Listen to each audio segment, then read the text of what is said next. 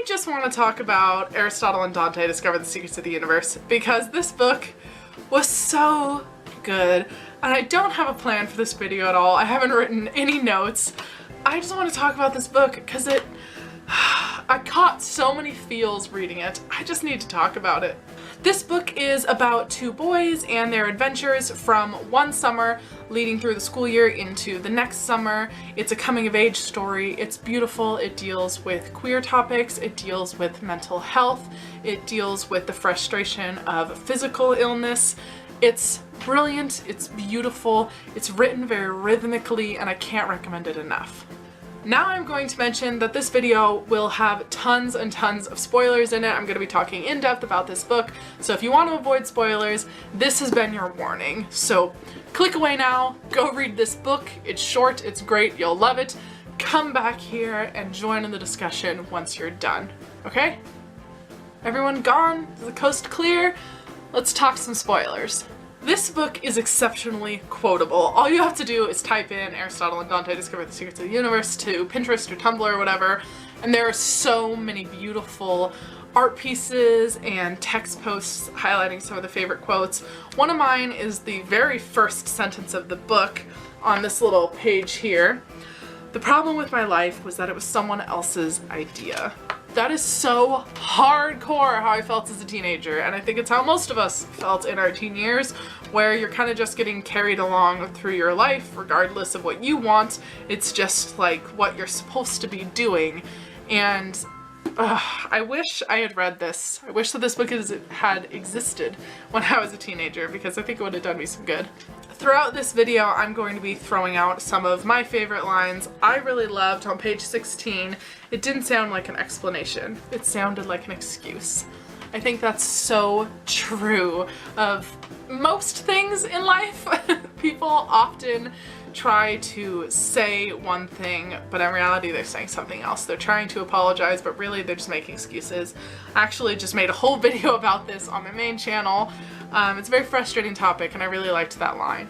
The start of this book was really interesting to me because, one, I didn't realize the book was set in the 80s, and it didn't really matter that it was set in the 80s, to the point where I'm not really sure why it was set in the 80s at all. I didn't feel like the time period mattered at any point. I think maybe the idea was that, you know, oh, it used to be so hard to be an ethnic minority, it used to be so hard to be gay. But all the stuff discussed is still 100% happening in 2017. So if you have any thoughts on why it was set in the 80s or why that felt important, go ahead and let me know.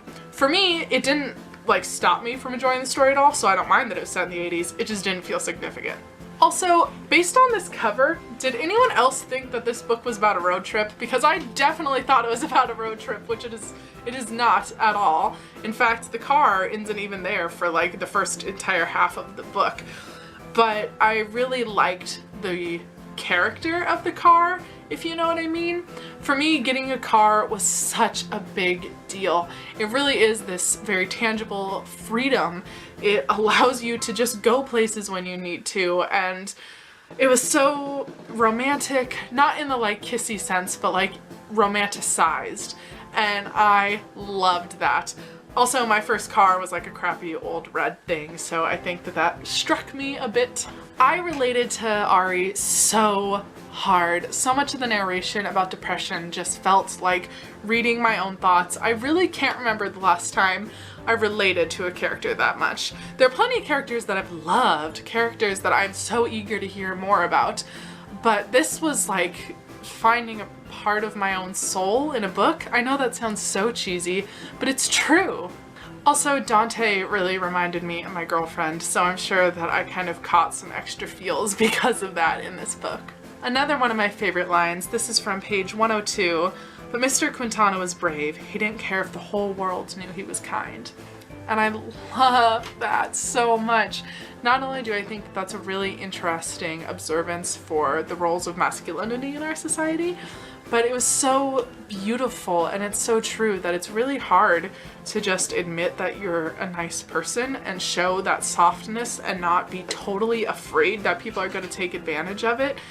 And I always feel so impressed when I see people who are able to just exist like that. People who don't have any fear and they're not jaded at all. I'm so envious of it, and it's so beautiful to witness, so I really, really liked that line. Leading into the accident, when he pulls Dante out, I was fucking terrified. I had been planning to go to bed. I read this book in 2 sittings, and I had to go to bed because I needed to go to work the next day. But I thought Dante died, and I was so scared that I'm like, fuck it, I'll stay up till 1 a.m. I don't care if I go to work tomorrow. And I had to get far enough to know that they both were alive. They're not really okay, but they were safe at the very least.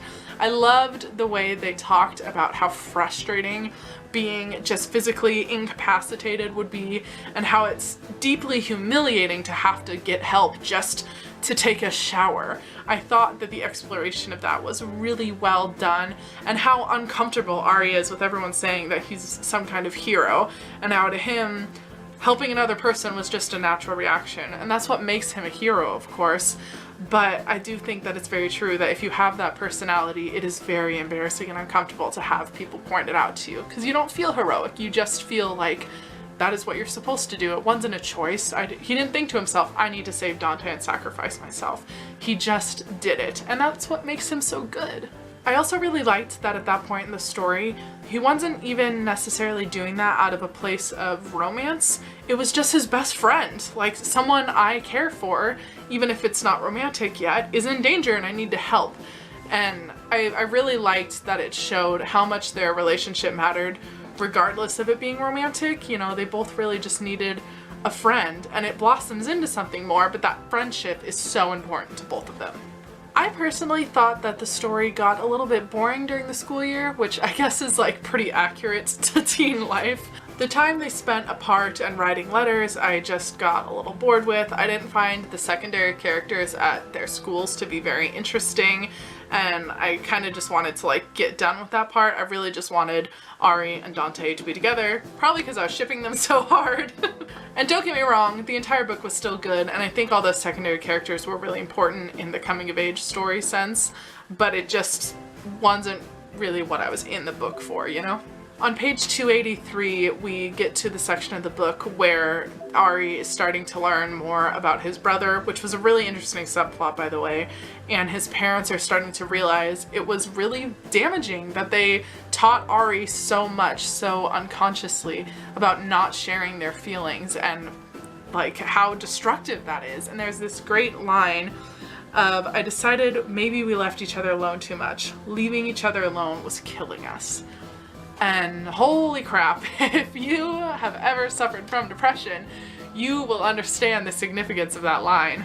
It's so weird to have something in your brain that is telling you you need to be alone and no one wants to be around you, and stay by yourself, stay by yourself, stay by yourself, don't share your feelings. And yet logically, no, that is killing me. That's terrible and I shouldn't do that. And it's this war in your mind that's exceptionally frustrating. And I thought that line, but in general the entire book, did such a good job expressing that.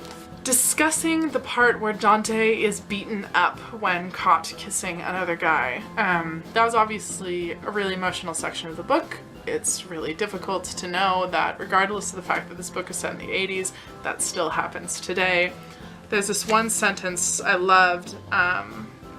Next thing I knew, I was standing in front of Dante looking at his puffed up, punished face. He was unrecognizable. And he's visiting Dante in the hospital, but what I loved was the choice of the word punished. His punished face. Because punishment, you know, just like really let that word marinate with you for a second. Because it's the implication that it's deserved, that Dante did something that resulted in this behavior. And even though Ari doesn't personally believe that, and he's lucky enough to be in a non-homophobic family, and he's pissed, you know, he goes out and breaks somebody's fucking nose and is like ready to drag everyone who ever hurt Dante into the pits of hell, right? But he still uses the word punished because he understands that, societally speaking, Dante is being punished because he did something wrong and now he deserves this beating. And I thought that was such a great word choice, and it stopped me in my tracks reading, and I had to just enjoy that word choice again, because It's so easy, I think, to feel like queer people are only discriminated against by their families, because most of queer literature, most movies with gay characters dealing with coming out stories, really centers around your family not accepting you. And for my own personal coming out journey, it wasn't about your family not accepting you. The thing that makes you just sad and frustrated is knowing that your culture doesn't accept you. That in general, you are different. You are in a heteronormative society, and your existence as a queer person is a political statement. And that's very overwhelming, and it's very exhausting. And it doesn't really matter that much if your family accepts you. I mean, it matters, of course, and it means a lot. But you can still be afraid of coming out even if your own individual family will accept you, because it's about the whole world not accepting you. I guess when it comes down to it, being queer doesn't make you sad. Being ostracized by your own culture, that's what makes you so miserable. And I think that's something that just gets overlooked so much, because so many stories about gay teens are centered around family dynamics that the cultural dynamic gets kind of ignored.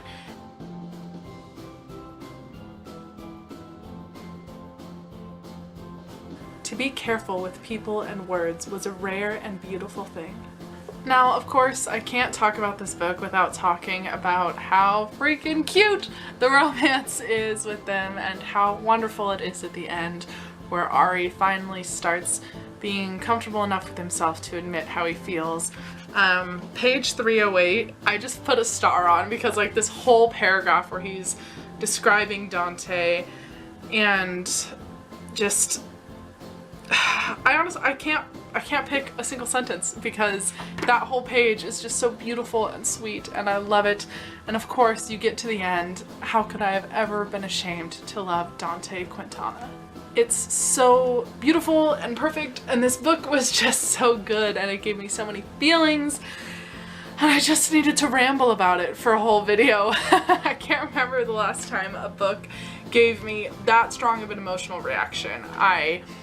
I tend to be someone who like laughs and cries at books, but there were times where I kind of had to stop reading and just like let myself feel this and really think about the word choice, because the writing was just so beautiful. This was my first book by this author, and I'm definitely going to be picking up more Benjamin stuff because him and we're going to be going on a long life journey together. I would love to hear some of your thoughts on Aristotle and Dante Discover the Secrets of the Universe. By the way, I love that title. It's like awkwardly long, but in a very charming way, so it totally works. If there are things that you completely loved that are different than what I said, or you just want to talk more about the stuff that I talked about, or maybe you didn't like this book and you want to have a little discussion about that too, that's fine. Just because I love this book doesn't mean you are required to love this book. I also want to quickly mention, I didn't really get into the struggles they had about what it meant to be a Mexican because I'm a white person and I don't want to make an ass of myself talking about an experience that I've never had. But from what I understand and from my reading of it, I thought that it was done really well. It was so nice to read a book that wasn't about white people for fucking once.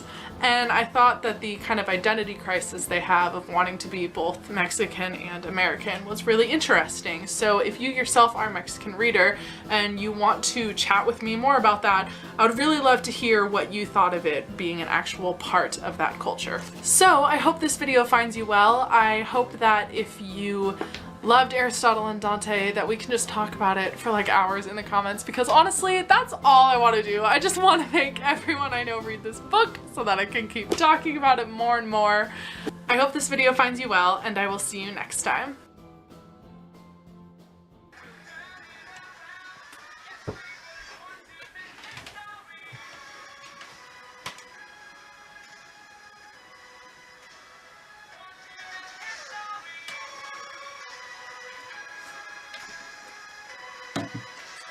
Born to make history.